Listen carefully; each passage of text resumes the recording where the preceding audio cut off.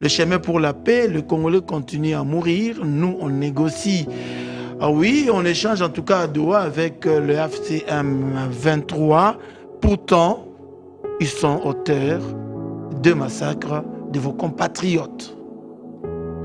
D'abord, premièrement, j'exprime toute ma compassion à nos familles, nos compatriotes qui ont perdu leurs mères, leurs pères, leurs fils, leurs neveux et autres suite à ces carnages, cette routine en fait du génocide qui continue à se perpétuer à l'est de notre pays, encore avec au moins 319 morts qui ont été persécutés par ces criminels rwandais. Et j'exprime aussi ma compassion à tous nos compatriotes qui vivent dans la peur, la terreur. Déjà, moi, avec mon mouvement, j'ai tous mes militants, ceux qui n'avaient pas pu quitter Goma, qui vivent aujourd'hui en clandestinité, qui peuvent ni s'exprimer, ni se manifester, d'autant plus qu'ils sont toujours recherchés par cette rébellion du M23, et notamment mon adjoint qui est chargé même d'implantation et de mobilisation. HRDC, qui veut dire en toutes lettres Engagement citoyen pour le changement. Très bien. Donc, toute ma compassion à eux, et je crois qu'ils peuvent tenir que les coups. Nous sommes des cœurs avec eux. Et dans un laps de temps, nous espérons bien évidemment que la paix va pouvoir se rétablir et que ces criminels vont répondre bien évidemment de leurs actes. Je crois aussi qu'il est très important que l'État congolais revoie sa stratégie de gouvernance de défense de notre pays et c'est également aussi sa stratégie diplomatique. Parce que là, vous voyez cette impuissance étatique, d'autant plus que l'État qui est ou qui détient même ce pouvoir de la coercition légitime et qui n'arrive pas à les faire dans ces zones occupées est généralement ou dans la plupart des cas obligé à pouvoir négocier avec cette rébellion. Il faut qu'on se le dise. La RDC ne négocie pas forcément parce qu'il veut négocier, mais la RDC est en train de négocier parce qu'il est en position d'incapacité entre guillemets notoire à pouvoir récupérer les zones occupées, également à faire en sorte que nos forces armées puissent s'imposer. Et si on comptait forcément sur les Wazalendo, aujourd'hui nous avons même l'impression que les Wazalendo qui deviennent de plus en plus déchirés et certains même rejoignent la rébellion, et il y a de quoi beaucoup se poser de questions par rapport à notre manière, à notre gouvernance. Très important qu'il soit. Et moi, j'insiste d'ailleurs parce que nous, au sein du mouvement Citoyen, nous avons élaboré ces documents de programme d'appui à la sécurité, à la paix et à l'émergence de notre pays.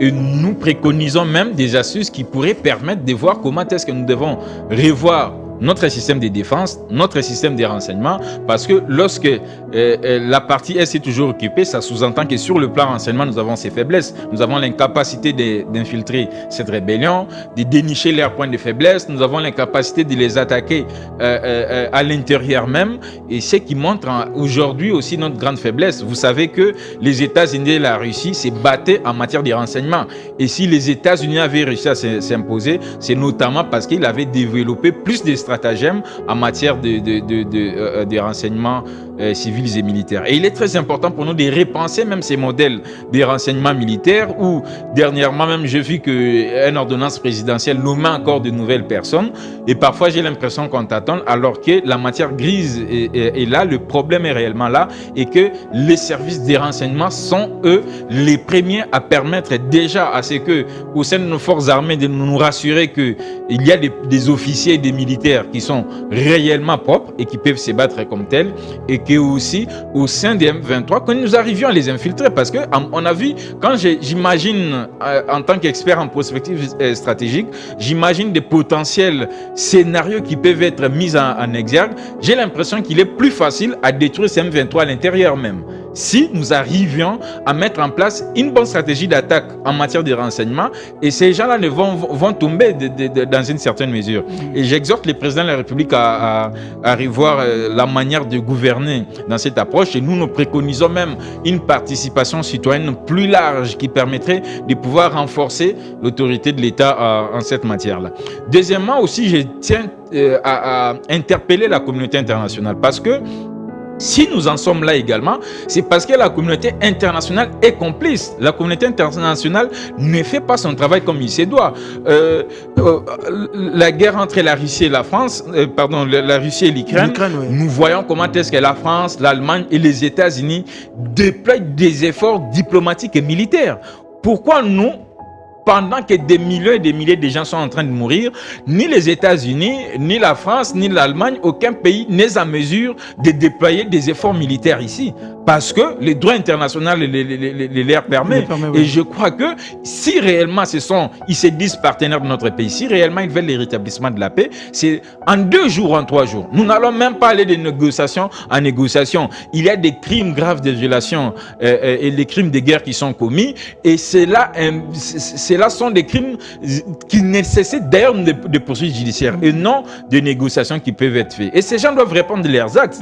Que ce soit Kagame, que ce soit Nanga et toute la cohorte, doivent répondre significativement de leurs actes. Aussi longtemps qu'il n'y aura jamais de justice, il n'y aura jamais de paix, parce que ces familles qui ont perdu leurs personnes et nous qui sommes affectés de manière significative par cette guerre, nous n'allons jamais admettre qu'une négociation s'efface, qu'un accord soit trouvé sans que la justice soit faite et sans que réparation surtout soit évidente. Et nous interpellons la communauté internationale à déployer des efforts militaires dans notre pays.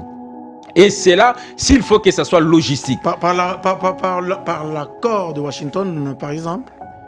Bien évidemment. Et aujourd'hui, Trump s'était vanté de l'accord parce qu'il avait dit qu'il avait retrouvé la paix. Oui. Mais voilà, nous avons un bilan le plus lourd pendant 1 mois alors qu'il n'y a pas d'affrontement entre les FARDC et les M23. Ou donc, alors entre les FARDC et le Rwanda qui ont signé justement cet accord. Cet accord, bien évidemment. Donc, c'est pour tout simplement dire qu'il y a des faiblesses significatives sur ces accords. Il y a des faiblesses significatives et là, il peut y avoir cet accord trouvé entre les RDC et les Rwanda, mais l'essor de ces Congolais qui avaient fait allégeance au Rwanda, qui fait peut-être l'objet de ces négociations et de ces tractations. Et pour faire pression au gouvernement, on s'est dit non, on doit continuer à massacrer pour que le gouvernement cède et que demain, on remet à Nanga ces mines acquises par tricherie, par corruption, et ainsi de suite, alors qu'il est aujourd'hui auteur moral de plusieurs crimes de guerre et crimes contre l'humanité. Et bien, moi, je crois qu'aujourd'hui,